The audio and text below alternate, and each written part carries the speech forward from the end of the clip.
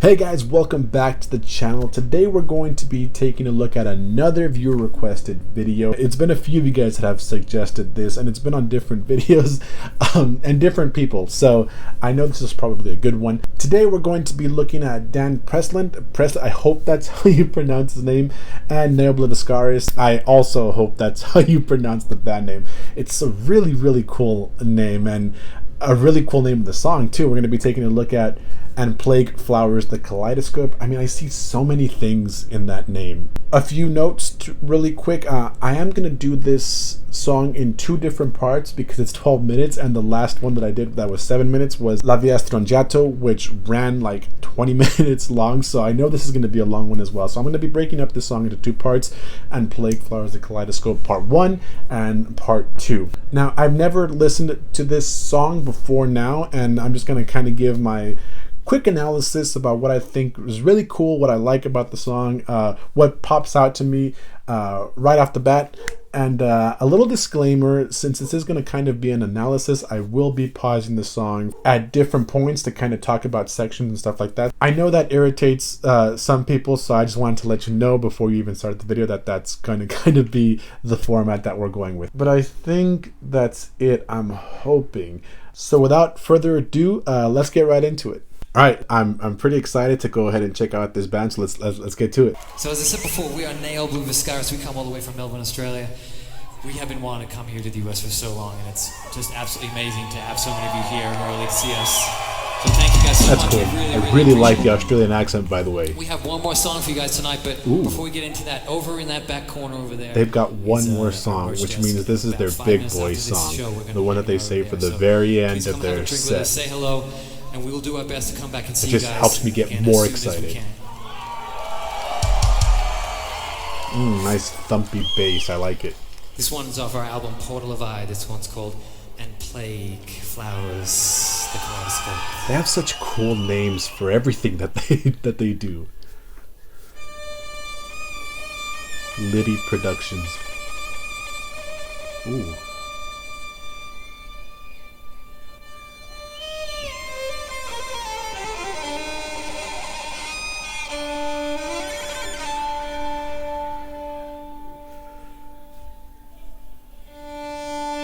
All right, cool. I just want to talk about that little intro real quick. I know, like 15 seconds. I know.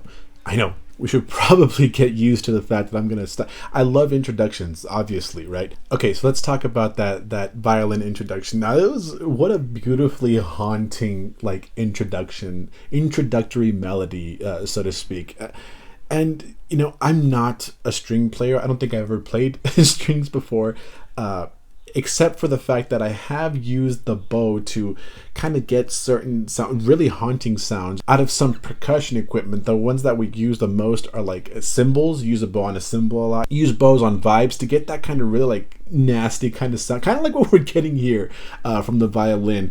But that being said, when you use a bow on like a vibe or a cymbal or anything like that, or even a gong, which I've seen done, it's really hard to get that tone out of the, you know, whatever piece of equipment you're using. So I can only imagine. I mean, you would think that it's easy to get onto an instrument and play really weird, nasty sounds, but that, I can already tell you, is not something you just pick. I mean, probably you do, but to do it in a very musically way is, I'm sure, super hard.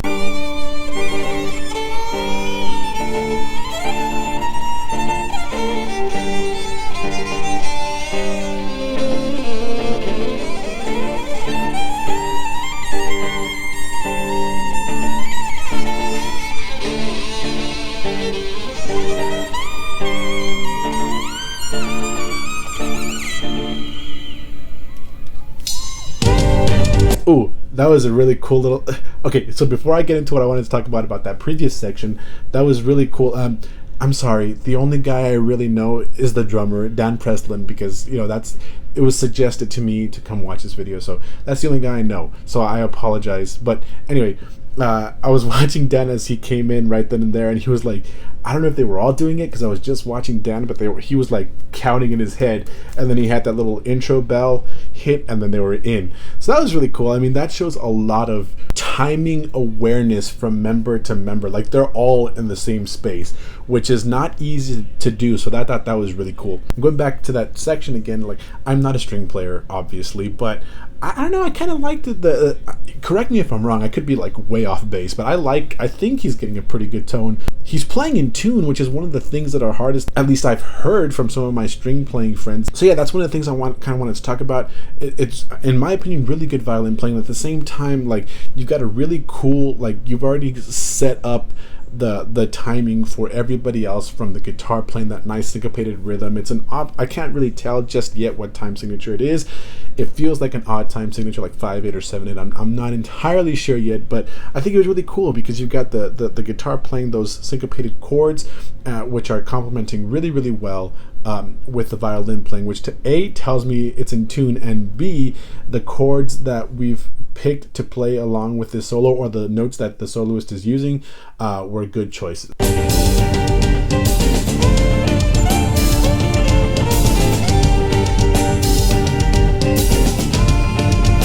1, 2, 4, 5. 1, 2, 3, 4, 5. There it is. It's 5/8.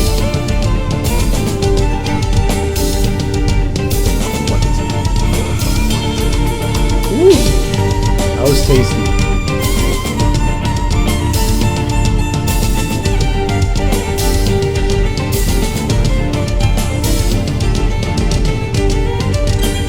I like where they have their guitars. That's good. Slash bass. That's such a cool little groove.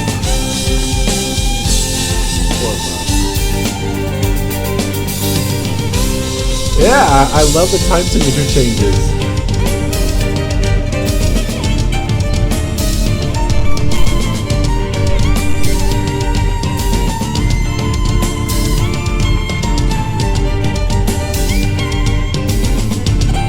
I like that subtle snare. Those 3 snare hits. Yeah.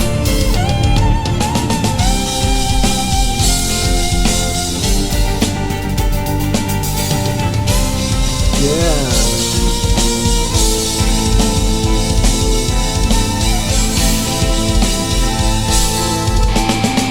Okay, so it feels like we're going into another time signature. So like I was saying, that whole section is in 5/8, which I think is so cool. And it's not a beginner time signature. And I remember when I was younger, you really have to like drill it into your head what 5/8 is, because it's not natural. You grow up, you know, the first couple of years in your music education just feeling 4/4 and 2/4 maybe, you know, but never an odd time signature like 5/8, 7/8, 11/8, stuff like that. It's just not something that happens. So when you have it figured out, you have it figured out, and it's such a nice groove to be in 5/8, 1 2 3 1 2 1 2, which is how they're feeling it. They're feeling it in a 3 and 2 pattern, which I think really has a good groove once you know where it's at. And I noticed the bass player was really feeling that 1 2 3 1 2 1 2 3.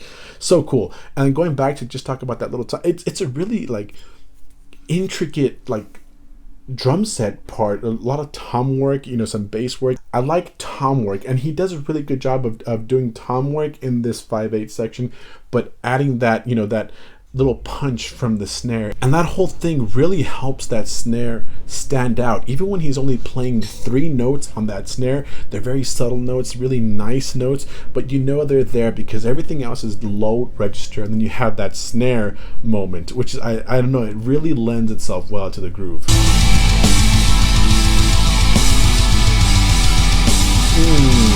I love it all together.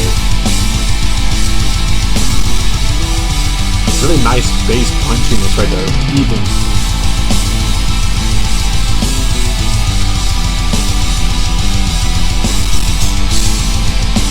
The violinist is having fun. I love it. It's so cool.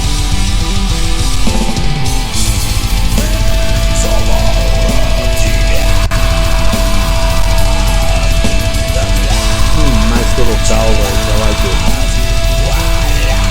Those are some lungs. Okay, I kind of want let's talk about this here real quick. This whole section we're in a whole new time signature, and we kind of worked our way into from 5/8 to 6/8, which is really, really cool.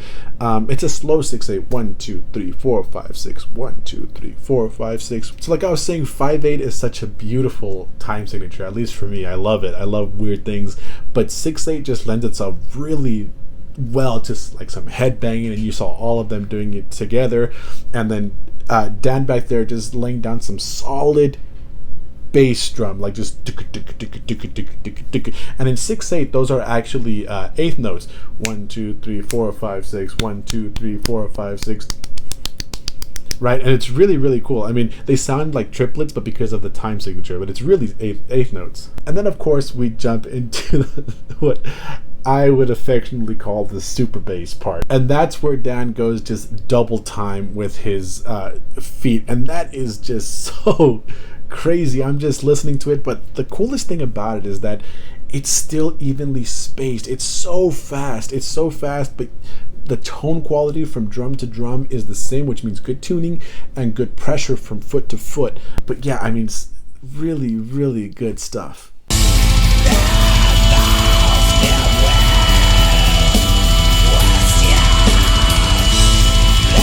Love the little embellishments on the bell of the ride. My man, the violinist, has got some lungs. It's hard to not have that.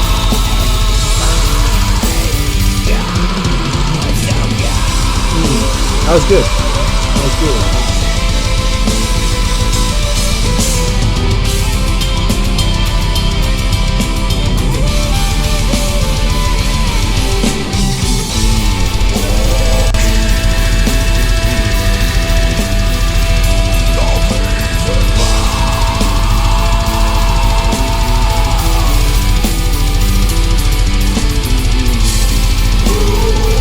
Love that bass line.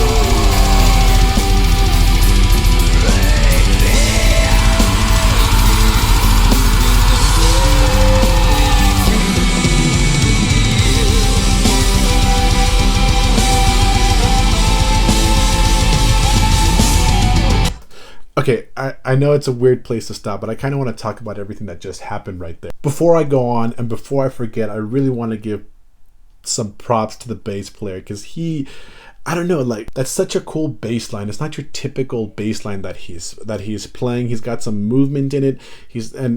I just want to give him some, and he feels it really, really good. So props to my man, the bass player. I want to talk about some composition moments from Dan. You know, we talked a little bit about that fast bass moment, which is why I'm sure you guys asked me to come take a look at this song, which is very impressive. But what I also find really impressive is that, you know, that was the big moment. He had that fast bass feel to it, but then when the violin came back in, he brought it back down to the eighth notes instead of the 16-note feel, which I think is a really mature thing to do. And I mean, it's probably also for, I don't know how freak of nature like his calves are, but it could also be for him to just kind of take a little bit of a break in between like those fast 16-note patterns in the feet. But I think it serves the song really well because the violin came back in and everything is just a little bit further back so that we can really hear what the violin is doing. So a really cool composition moment from Dan Presland. Yeah. Little syncopated bell rhythm. Got like some 4 beats 3 there on that fill.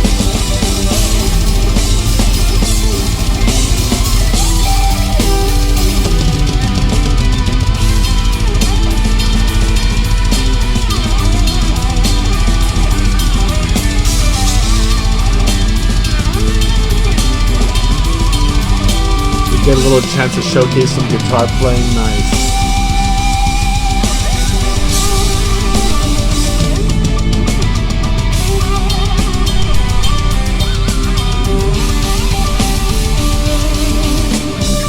It's a nice guitar solo. Nice.